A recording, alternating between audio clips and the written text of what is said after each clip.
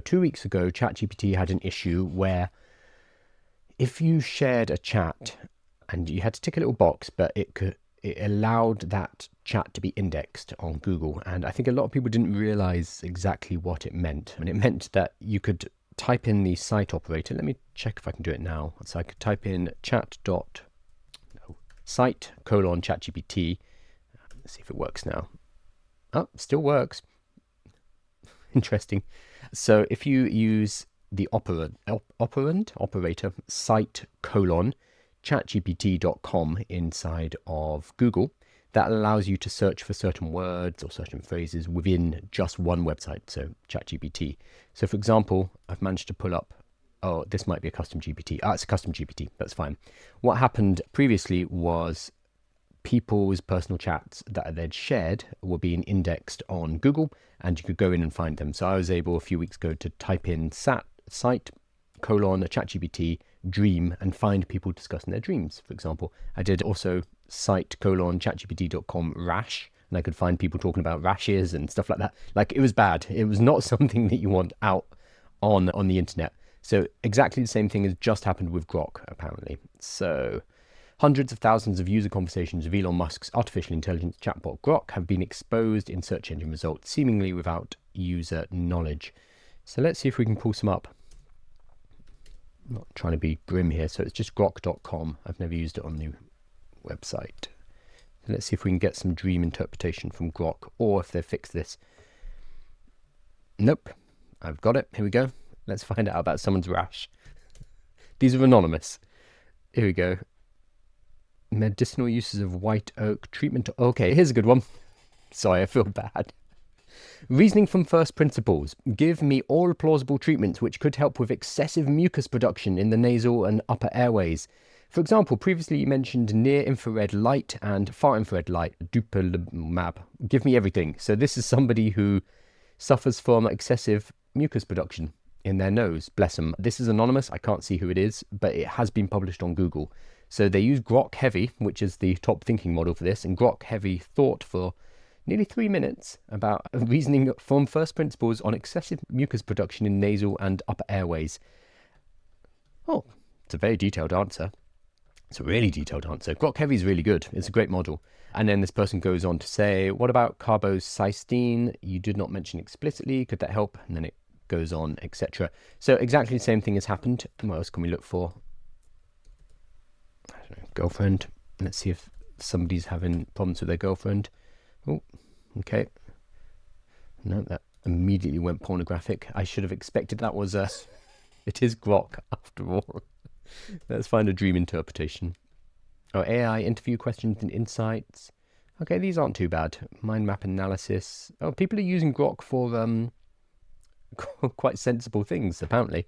Here we go. Grok. Last night we talked about DMT and other fun stuff like the nature of reality. So I think somebody's getting high and chatting to Grok whilst off their face on DMT, which makes my evenings look a lot more boring. And Grok responds, hey, yeah, we had a pretty wild chat about DMT and the nature of reality, didn't we? Unfortunately, I don't have a memory bank that lets me pull out our exact conversation. That's a shame. It doesn't have persistent memory. And then it goes on like this, so talking about the nature of consciousness. So it's happened again. What's happening is these AIs have an ability to share, and these shares are getting indexed by Google. So Google has web spiders that go around the internet and they crawl various different websites, and once they are crawled, they can get indexed. And this happened with ChatGPT, and now it's happening with Grok, which means that these articles that were shared by people on Grok, they're probably sharing it with a friend, they didn't mean for it to go on Google, suddenly appear and can be accessed by people like me who are now talking about excessive mucus production to a live audience of several hundred people.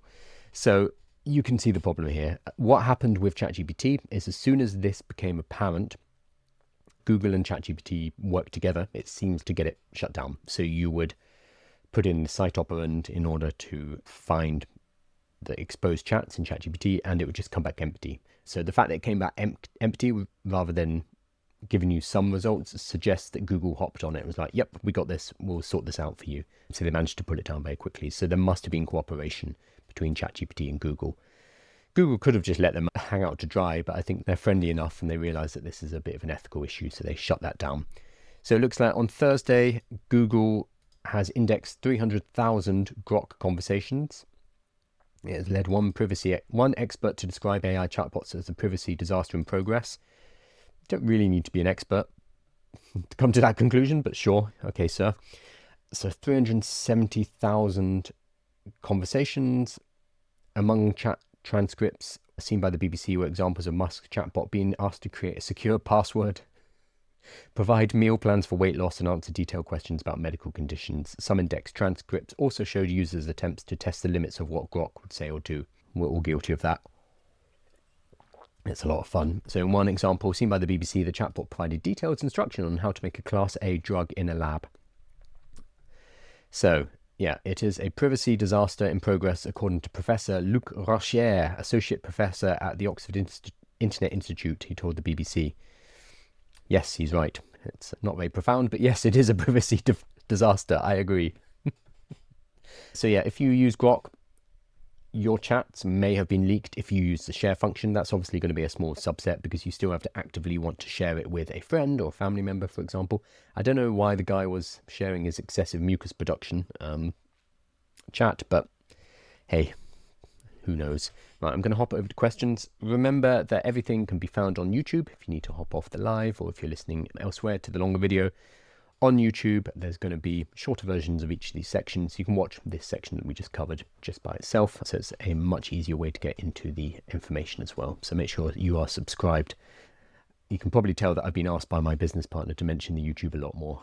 So gracefully as well. So we are on our way